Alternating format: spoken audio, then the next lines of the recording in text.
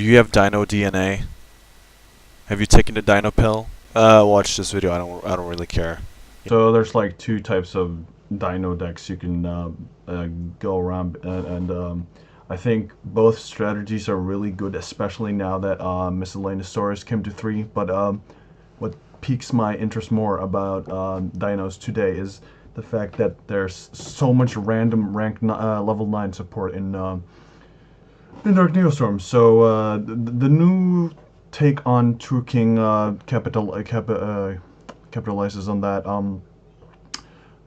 People don't really tend to like this version because it's sort of bricky, but you'll brick like one fifth of your games, and the skill ceiling is way higher than any Lost World deck could do. The argument is consistency versus ceiling, and I think a lot of players would rather have a really high ceiling as opposed to consistency. But I don't know. A lot of this meta seems to be 50 consistent decks versus just high ceiling decks that break occasionally. But yeah, here's the list. And I'm not really gonna go too much into it. I'm not playing Quaddalus because it's a break, and although you can send him with Overruptor and get a pill, the pill isn't even that important in this variant. What you usually end on, if you do the combo right, granted you don't have like the most amazing hand, you usually end on minimum a Deco Talker, VFD, and Enter Blatnir, which you can use as a negate with Deco Talker, but you use them to spin a card. I'll just show you a replay I have here, and I'll explain my choices and the state of the games. So let's see. This is where I think I 2-0'd Orcus player. So it's not the most amazing game. It just shows what dinos do in 2019. So he actually, I think he let me go first. I don't remember.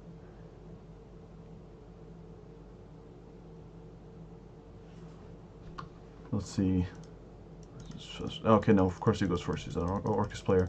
I didn't actually expect playing against Orcus, but I mean, whenever you see a light stage being resolved, it's not pure trick stars anymore. I mean, I saw a guy played at Nats, but usually it's Orcus now. He's gonna go for the standard Orcus plays. You know how it is. It's a bit tedious to watch through, so I'll just speed through here. Nothing really too interesting about his opening either. I don't think he went for Bobble. I don't remember. No, he definitely did. Yeah. Activate Bobble so he can use the Orcus effects on my turn. He actually opened really well, using Foolish Pearls for the World One and then Time Thief Redoer. And yeah. He takes my Overraptor of return due to its standby effect, which sucks. I really want those Overraptors, so whatever. This is a pretty busted hand, actually. I use Diagram to pop Giant Rex. The idea here is that you get a free summon with the Tyranno when you've accumulated enough resources, or just Miscellaneousaurus to banish both, or somehow, just get Giant Rex out. It's a really nice effect. Revealing red to pop both Barastos and Miscellaneousaurus, prompting the activation of... Wait, what? Oh yeah, he chains Galaxy to spin a card at return, and then he uses Thief's effect. I think I was trying to bait out with this. I was trying to bait out like force activations, because I would have been able to go into VFD here, and then his entire deck would be turned off. So I was baiting him to use a lot of his effect, and especially I was waiting for the skeleton to be activated so I could cold by grave it, because that pretty much wins you the game against a lot of Orcus decks. So yeah, I mean, I kind of wanted that, now that I think about it. I tried to force that activation. He does the Galaxy spin back set card, and I did this to make sure he would want to activate the skeleton. As you can see here, Giant Rex comes back, and yeah, that's pretty devastating. Um, and here actually, I'm able to do the full combo because level 4, level 5, and well, not the full combo because a full combo involves Cloud Castle, but I'll still be able to end on a pretty nuts board. So yeah, that's a new spell. Summons two level 9s of different types and attributes based on the one you target, which is why you really want to, simultaneously as you want to have the True Kings in your hand, you also don't want to have um, I don't know, like you don't want to draw the other level 9s because if you are only able to get one of these out, you can't summon, for example, a worm, the blue from deck, so that sucks.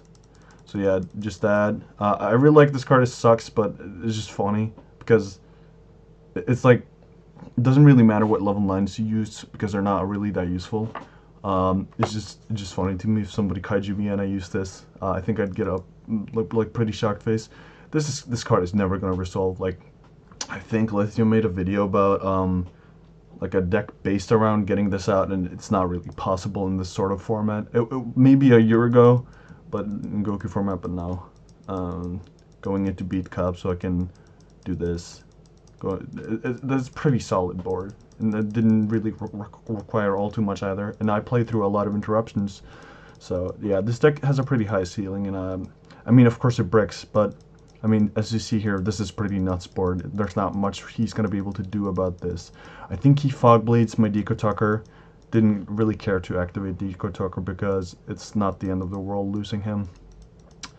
So yeah, he's pretty, like, he's not gonna be able to do much. He comes back in the end phase. I mean, he's just a beater if anything.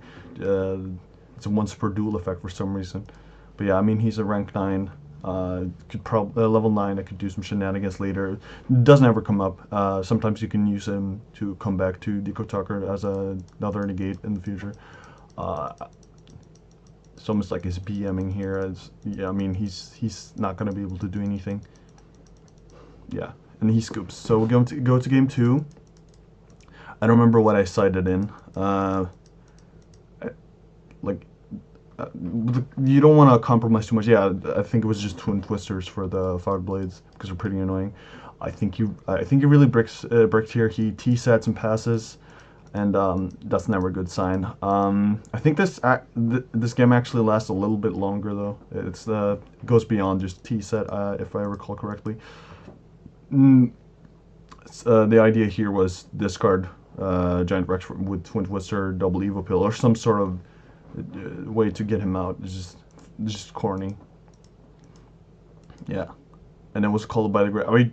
I don't know why he didn't chain hit because the Giant Rex would be already engraved, and I don't think it wouldn't proc if it was banished because it gets its effect negated. But it doesn't matter much anyway. But getting rid of that cold by the grave is pretty big. He could have used it on my miscellaneous source, for example. So going for that neg 1 isn't really that bad considering how powerful Called by the Grave is. So diagram, and this is mostly full combo if I recall correctly. I kind of brain fart here and added diagram off diagram because I said diagram. But yeah, I correct myself.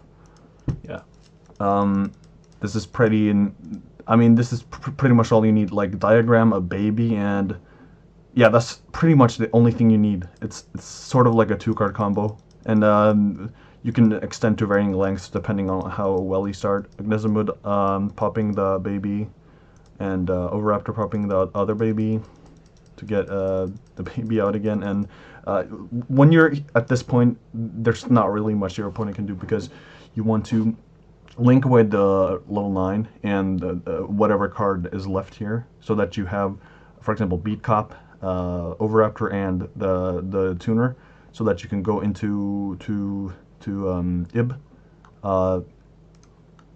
summon a level 4 with Miscellaneous Stores, go into Cloud Castle, target Cloud Castle with Monstrosity, and then you'll have 4 level 9s on the board, which is The goal of this deck is to get out Deco Toker linked with um, the two rank nines. Yeah, pretty much.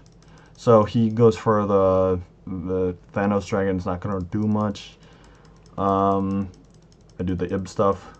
Pretty busted. It's he stated earlier that's it's sort of like the new Danglong, and I sort of agree. I mean, it's not as busted, but it's similar in a way. I think it's definitely an homage to it. Yeah. So here's Cloud Castle. The only thing that sucks about running the level 9 kaiju is that he's a machine. So. But I mean, you do get out a worm and any other sort of type of level 9, and this deck runs like excluding the worms, it runs like 2, I think, because I used to run like 4, but you do end up drawing all of them even though they're one-ofs, so that's really annoying. But yeah, this is like the ideal board of this deck. It's pretty busted. You can also do, if you have the resources to do so, you can go into Trish, spin a card, use Trish as a overlay material, and spin another card. That's pretty sick, and not a lot of decks can out VFD unless they main deck like Forbidden Chalice or some shit. Yeah, and you can't really you can't really target VFD anyway due to Decode Talker, so that's pretty busted. And getting out the UCT prompts the concession from the opponent. So as you can see, this is just from one baby and one diagram. Granted, no interruptions, but this deck has Dinosaurus. It has you main deck Called by the Grave, and it's pretty busted. And even if you do get interrupted, you do end up somewhere like worst case scenario with this deck, you just end up with a VFD, like a lone VFD, and I feel like that's pretty good regardless. So here's a replay from a friend of mine, Matt. It's sort of a friendly duel, but he's pretty good. He's way better than I am, but this one went in my favor, to say the least. So I get to go first. I think I opened pretty well. Yeah, I mean that's full combo, and he's playing a Thunder Dragon, so he's not gonna main hand traps and whatnot. So he just lets me to pop off as freely as I want, and yeah, as you can see, I got on that ideal board it pretty quickly. So yeah, that's actually full combo. So lots of solitaire. This deck is sort of boring in that regard. You do end up solitairing a lot, but I mean, what can you do? Just overextending with the UCT there, but why not? I mean, Book of Moon is great. It's actually good in link format. People thought it would just be irrelevant now, like Book of Mooning people, but it's actually not. He just concedes when he sees that board, and especially after I Called by the Grave his Thunder Dragon. So yeah, game 2. This one is a bit back and forth, I think. Yeah. Let's see here. Starting with a Battery Man, that's going to let him do some Thunder shenanigans. I don't have any hand traps. Actually, the fun thing with Dinos is that you have to main deck hand traps to proc the True Kings and also the Dinopels, so that's pretty funny. I like the idea that hand traps naturally exist in the deck, but yeah. I think he goes into Saryuja. Yeah, and he doesn't guard Dragon plays, and I think he ends on a pretty sick board. Yeah. Now that I remember it, he doesn't. I don't think he's able to do full combo, but I just can't break this board. It's as you can see, it's he's doing yeah, like that's, of course, that's when you get Armageddon Knight out at any part of the game, you do get to solitaire a bit. So yeah. He's doing the, standard shenanigans related to guard dragons and chaos monsters. I think he didn't spin a card actually. He just did it to add back Phantasme. He said he has one Phantasme in the main deck. I don't remember his theory behind it, but he explained it pretty well. So yeah, the only thing I get to do here is get out a Giant Rex, and that's not going to do anything. So I just scoop. That's sort of the sad yet funny thing with the combo versus combo. It is a matter of starting first often. What I did here though is of course, in game three, you when you win the first game, they're gonna expect you going first. But I opted to go second so that I could put in some, like game-ending cards such as Sphere Mode. And this deck doesn't really need it. It's a normal summon in most cases. I mean, if you open very poorly, it does. If you open very poorly, you need it. But this hand can live without a normal summon for the rest of the game. So, yeah, let's continue here. He does his standard plays. I think he opened really poorly because he did not expect going first. He cited in a lot of hand traps, and they're not going to do anything now. I'm going first anyway. So standard plays here. I mean, he does not end up. He doesn't end up terribly. It's just that the hand traps are kind of in the way for any sort of amazing board anyway. But you know how it is with Thunder Dragons. They can extend with just a few cards and make a board that would just kill any rogue deck. Like this is sad. He shuffles in his Gamma with Sekka's Light because it's dead. He's going first. And with the Sekka's Light draw, the upstart, he draws the driver. That's the saddest thing I've seen in a long time. He gets out Colossi, and yeah, Sphere Mode. That's a game winner. So I get rid of his Colossi. I do the generic standard combo. The Lancia though, the Lancia actually kills its deck. So that's why Called by the Grave is so important. But I feel like whenever someone has a Lancia, I never manage to resolve Called by the Grave. So that's real sad.